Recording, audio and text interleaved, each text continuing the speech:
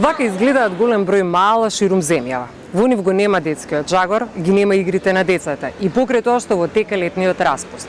Во моментов, голем број деца се во своите домови, фасцинирано гледајќи во мобилните телефони на своите родители и во таблетот. Нивните родители може на раа да го испијат своето кафе, но последиците со кои ќе се соочат следуваат подоцна.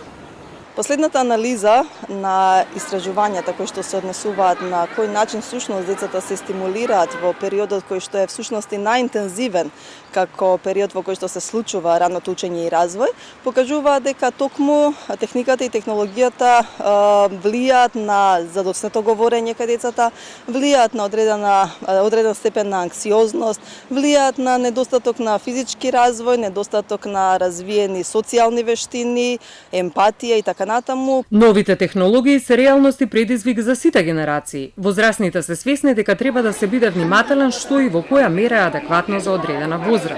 Зашто говорат и нивните деца дека постојат ограничувања? Не играме. Само сабота и недела играме на таблет. Пола сат. Негде таму, ама мене кога ќе ми се здосади го гасам таблетот. Дозволено ми е кога сум послушна и умна. Што тоа значи? Што значи послушна и умна? Кога ќе купам работи од оздоле, кога ќе пишувам, ќе читам и други работи, и кога ќе играм со дечиња и со куклички. Јас не играм често на таблет, играм само на телефон, понекогаш кога ми е здолевно дома, се дружам тука во паркот. Играме најчесто играме фудбал.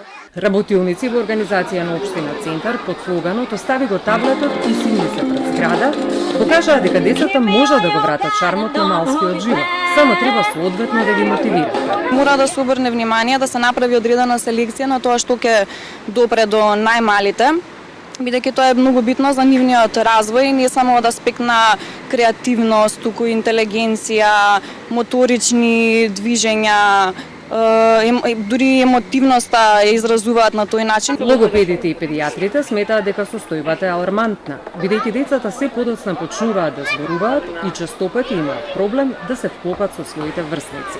Стимулацијата на фината моторика е сведена на минимум, со тоа и стимулирањето на мозокот е минимално. И тогаш кога треба да го откриваат светот, развивајќи ја тродимензионалната слика. Тие на мобилните гледаат дводимензионално. Децата чезнеат да бидат мотивирани во откривањето на светот. И тие нивни чекори го заслужуваат целото внимание.